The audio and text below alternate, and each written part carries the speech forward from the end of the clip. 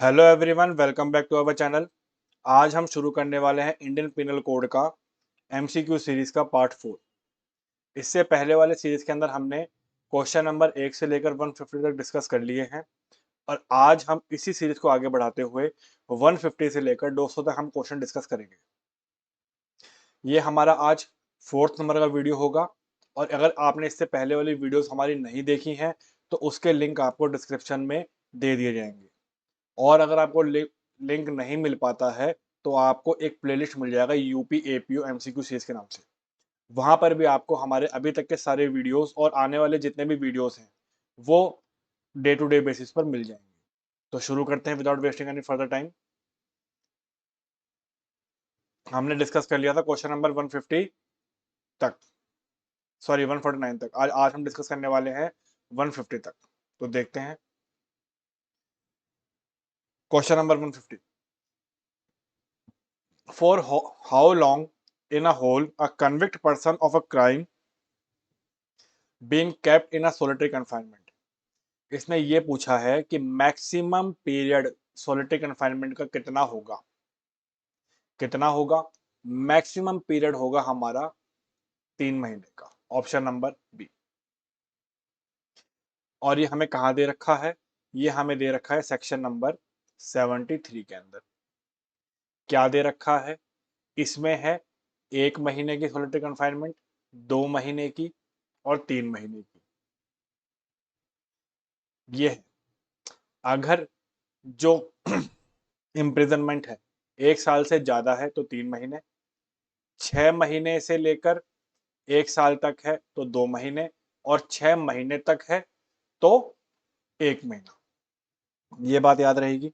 आगे देखते हैं।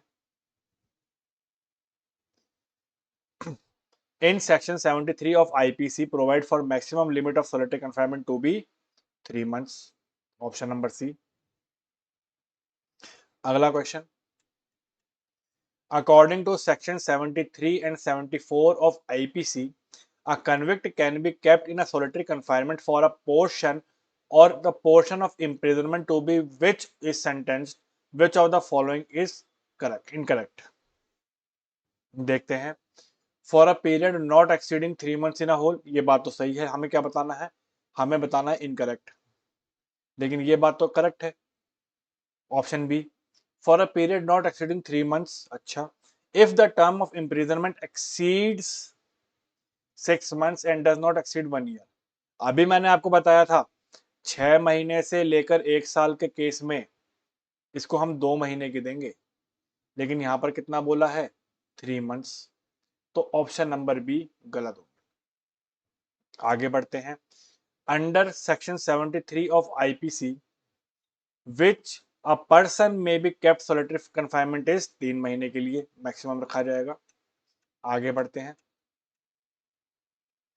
If an offender is sentenced to the imprisonment for a term exceeding 1 year, the term of solitary confinement not exceeding 3 months, 1 महीना होगा 6 महीने तक की सजा में, 2 महीने हो गए 6 महीने से लेकर 1 साल तक की सजा में।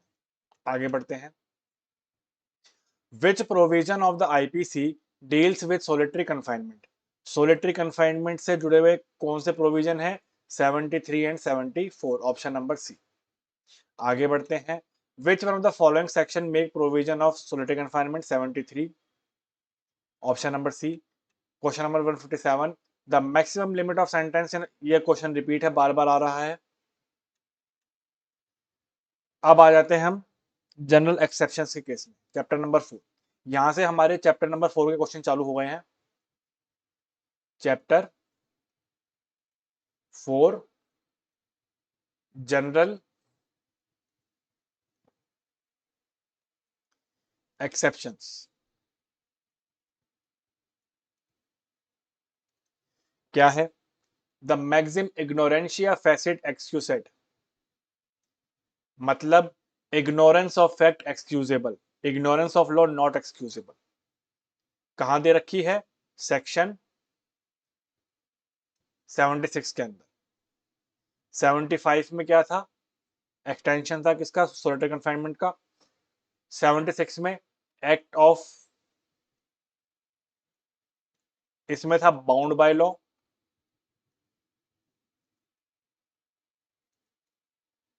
77 क्या होता है? एक्ट ऑफ जजेस। तो क्वेश्चन नंबर 158 का हमारा ऑप्शन हो गया option number B. Which section of IPC deals with enhanced punishment? अब देखो, enhanced punishment for the offence of chapter 12 and chapter 14 क्या है? 75, option number B. The term of life imprisonment under IPC is whole of natural life. और अगर ये 20 साल की बात कर रहा है तो ये बात कर रहा है 57 की, जिसको क्या था? Fraction of imprisonment.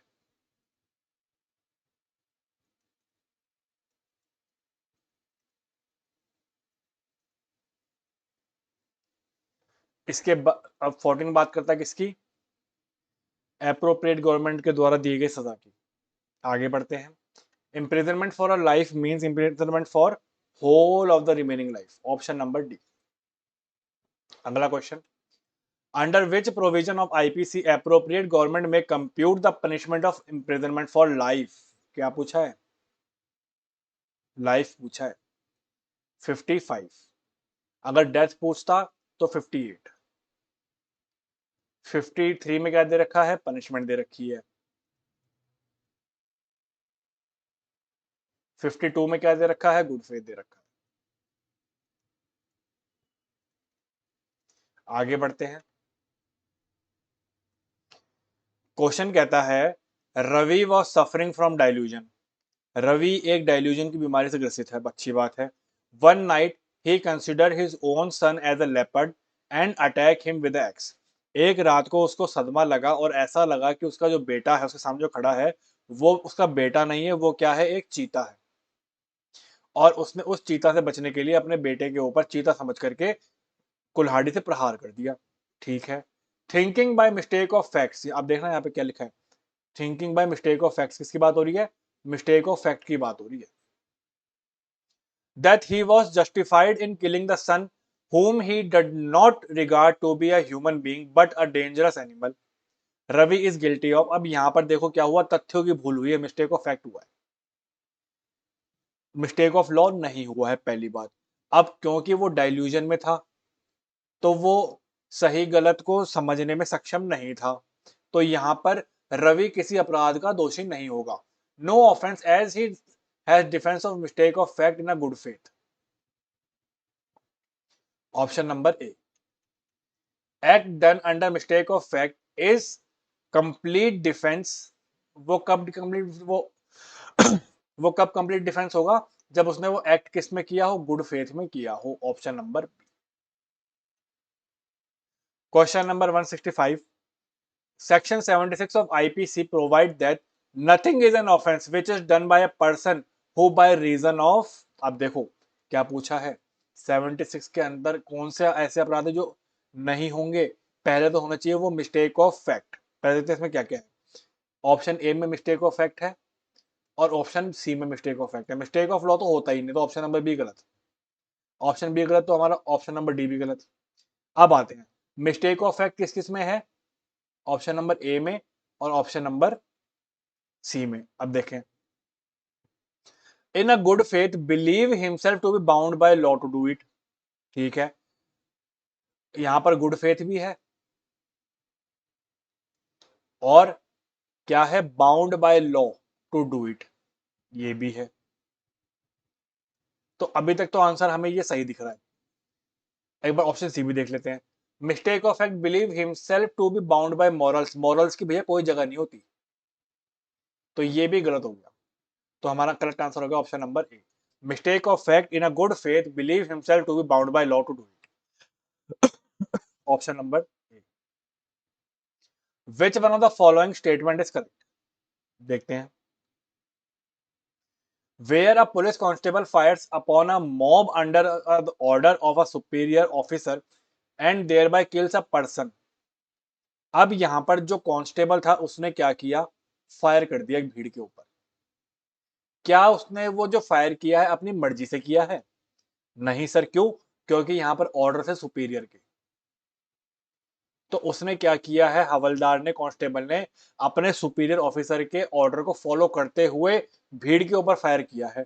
तो यहां पर ये जो कांस्टेबल है इसके ऊपर प्ली है कि मैंने क्या किया है, ऐसा एक्ट किया है जो मैं लॉ के द्वारा बाउंड था उसको एक्ट को करने के लिए, और इसका मतलब उसको 76 की प्ली मिल जाएगी। The constable is not liable because he is not intention to kill, ये नहीं होगा। Constable is not liable because he is permitted to fire the kill, नहीं होगा। Constable is not liable because in a good faith, पहली बात good faith में काम किया है। दूसरी बात, believe himself to be bound by law to obey the order of superior, option number C correct answer. आगे बढ़ते हैं।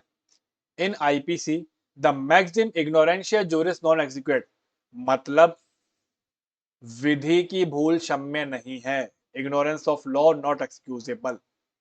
ये कहां पर है, ये भी हमें 76 के अंदर गिवन है। 78 में act done in accordance with the order of court.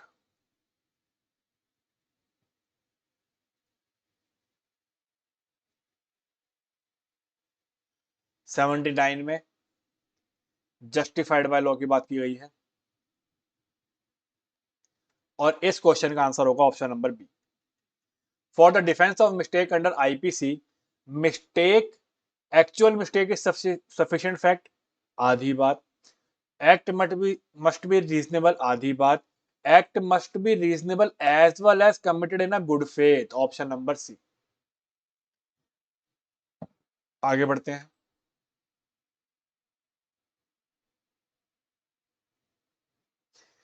ए जो कि एक ऑफिसर ऑफ कोर्ट था, उसने क्या किया, उसको कोर्ट के द्वारा आदेश दिया गया कि आप वाई को पकड़ करके लेके आए। अब एक्स ने उस ऑर्डर के आधार पर अपनी इंक्वायरी करी, और जेड को अपनी इंक्वायरी के बाद वाई समझने के बाद जेड को अरेस्ट कर लिया। अब यहां पर एक बात ये उठती है कि क्या ये जो इसने जेड को वाई समझ के अरेस्ट कर लिया, तो यहां पर ये जो ए है, क्या ये किसी अपराध का दोषी माना जाएगा? तो यहां पर दोषी नहीं माना जाएगा, क्यों? क्योंकि यहां पर ए ने काम किया किसमें, गुड फेथ में, पहली बात। दूसरा, उसने सारी इंक्वायरी भी कर ली, अब उसके बाद भी अगर किसी ने उसको गलत राय दे दी और उसके बाद उसने अरेस्ट कर लिया जेड को, तो यहां पर वो किसी अपराध का दोषी नहीं होगा, क्यों? क्योंकि इसने क्या किया, मिस्टेक ऑफ फैक्ट किया। तो यहां पर ऑप्शन नंबर ए। लेकिन यहां पर उसने अपराध, अगर हम बात करेंगे तो अपराध इसने कुछ भी नहीं किया, नॉन ऑफ दीज। आगे बढ़ते हैं। X an officer of a court, एक मिनट।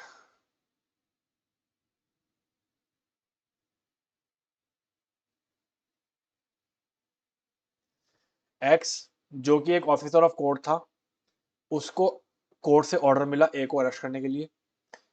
एक्स ने सारी इंक्वायरी कर ली और उसने बी को ए समझ के अरेस्ट कर लिया। अब यहां पर एक्स जो था, उसके ऊपर कौन सी क्रिमिनल लायबिलिटी बनती है, देखते हैं।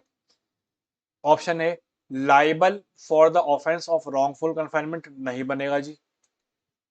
Not liable for a offence of any act he is good act in a good faith, ये तो पहली बात। Under a mistake of fact which is defence under section 76 of IPC, option number B correct answer. आगे देखते हैं। Which one of the following statement is correct? Mistake of fact is excuse under criminal law because there is no mention, ये option number B. आगे बढ़ते हैं। Which one of the following act is not a mistake of fact, अब इनमें से कौन सी mistake of fact नहीं है? Where a accused mistook a human being in a jungle as a wild animal at night and killed him, ये mistake of fact है। Where a accused kill a person under mistaken belief that later entered his house with the intention to kill him, ये भी mistake of fact है। Where an accused acting under a delusion killed her own son considered as a tiger, ये भी है। Where a constable waiting to settle a personal score with A, यहां पर भैया जो कांस्टेबल है इसकी इंटेंशन थी अपनी पहली रंजिश ए से सेटल करने की। तो यहां पर हम ये तो नहीं बोल सकते ना कि मिस्टेक ऑफ फैक्ट हुआ है, सब कुछ पता था उसे। Mistakenly apprehend B and cause injury to B, ये नहीं होगा ऑप्शन नंबर बी। आगे बढ़ते हैं। X sees Z committing what appears to X to a murder, मतलब एक्स ने जेड को एक आदमी का खून करते हुए देखा, ठीक है। अब जब देखा तो एक्स ने अपने अधिकारों का पालन करते हुए, जो उसको उस टाइम पे उचित लगा, उसने गुड फेथ में क्या किया, जेड को अरेस्ट कर लिया। अब यहां पर सवाल ये उठता है, जब एक्स ने बिना किसी वारंट के जेड को गिरफ्तार कर लिया, लेकिन क्यों किया, कि जेड ने एक्स के सामने खून किया था। अब हालांकि उस टाइम पर एक्स के पास कोई वारंट नहीं थे, कोई ऑर्डर नहीं थे, फिर भी एक्स ने जेड को अरेस्ट कर लिया for the charge of murder. तो यहां पर यह सवाल उठता है कि ये जो एक्स है, क्या इसके ऊपर कोई अपराध का दोषी कराया जाएगा या नहीं कराया जाएगा। तो यहां पर कोई अपराध का दोषी नहीं होगा, नॉट गिल्टी ऑफ ऑफेंस, या X is guilty of no offence. आगे बढ़ते हैं। Section 76 of IPC provides that nothing is an offense which is done by a person who is or by whom the reason of mistake of fact in a good faith believe himself to be bound by law to do it. Option number A.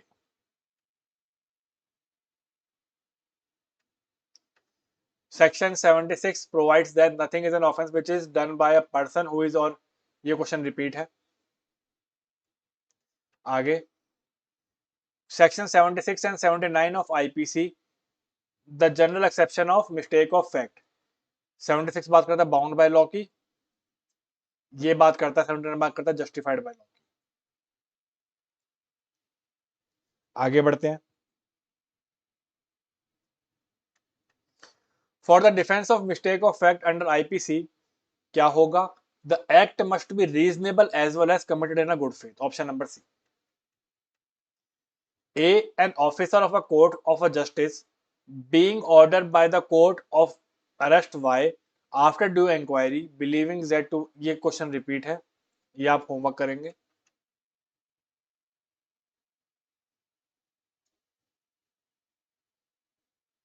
अगला question, ए जो एक police officer था, उसने बिना warrant के Z को arrest कर लिया, लेकिन उसके सामने जेड ने क्या किया था, मर्डर किया था।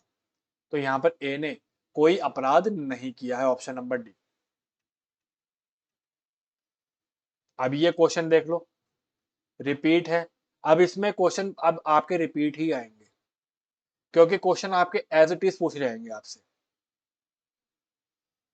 ए एक पुलिस ऑफिसर है, उसको कोर्ट ने आदेश दिया था बी को कि आप सी को अरेस्ट करके लाए। अब ये क्वेश्चन आप अपने आप करेंगे।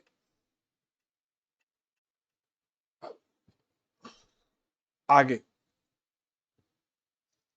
Question number 182, which one of the following section of IPC provide that nothing is an offense which is done by a judge while acting judicially। Act of जजेस पूछा है। 77, 76 bound by law, 79 justified by. Hangman, a hangman who hang the convict pursuant to the order of a court is exempted from the criminal liability। 78 की बात कर रहा है, option number C. An executioner who execute the death penalty is protected from the criminal liability under section 78। Option number B. Which one of the following section of IPC act done pursuant of judgment or order of the court is not an offense। 78, option number ए। आगे देखते हैं। Act done in pursuant of order of a court if done in a good faith coverable of the following section of IPC। अब देखो question एक ही है, लेकिन variety अलग अलग है, तो मैं आपके सामने एक एक वैरायटी रख दूंगा ताकि आपको कोई दिक्कत ना आए। क्वेश्चन मैं आपको कह रहा हूं कि 80% से लेकर 85% तक क्वेश्चन इसी में से रिपीट आएंगे। बस आपकी क्या जिम्मेदारी बनती है कि आप इस वीडियो को एक बार, दो बार, तीन बार, जब तक पेपर ना हो तब तक आप देखते जाए। आपको इसके अलावा कोई और टेन्योर देखने की जरूरत नहीं है, बस आप इतना देख लीजिए। कोर्ट के आदेश पर काम किया गया है 78 option number C. A in a good faith accuse Z before a magistrate. अब ए ने जो काम किया है वो गुड फेथ में किया है, तो यहां पर ए किसी अपराध का दोषी नहीं होगा। अगला question, which one of the following is exception to the offence of murder. क्या है? Act is justified by law to kill a person, option number A. Which one of the following section of IPC a hangman who hang a criminal in pursuant of the order of a court under IPC criminal liability किसमें है? इसमें भी नहीं है, इसमें भी नहीं है, इसमें भी नहीं है, किसमें है? 78 में है। तो option number D, none of the above. आगे देखते हैं।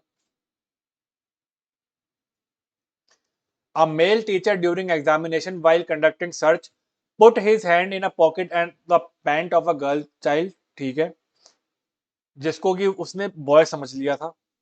अब यहाँ पर जो ये मेल टीचर है, या ये किसी अपराध का दोषी है? नहीं है। क्यों? क्योंकि उसने जो चेकिंग की थी वो गुड फेथ में की थी और गर्ल को बॉय समझ के की थी, कोई इंटेंशन नहीं था। तो option number D. Under section 80 the exception of accident is available when an offence is committed while doing a lawful act in a lawful manner, option number A. To include accident in exception of crime, which of the following is essential? It is happened during lawful act and lawful manner, option number B.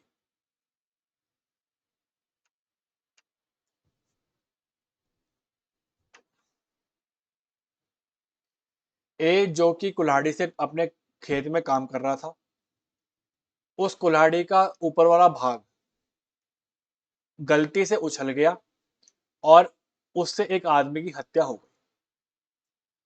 अब यहां पर इस case में ए ने पूरी सावधानी बरती थी कि ऐसा हादसा ना हो, लेकिन फिर भी हो गया। There was no want of proper cause and caution on the part of A is guilty of which of the following? No offense।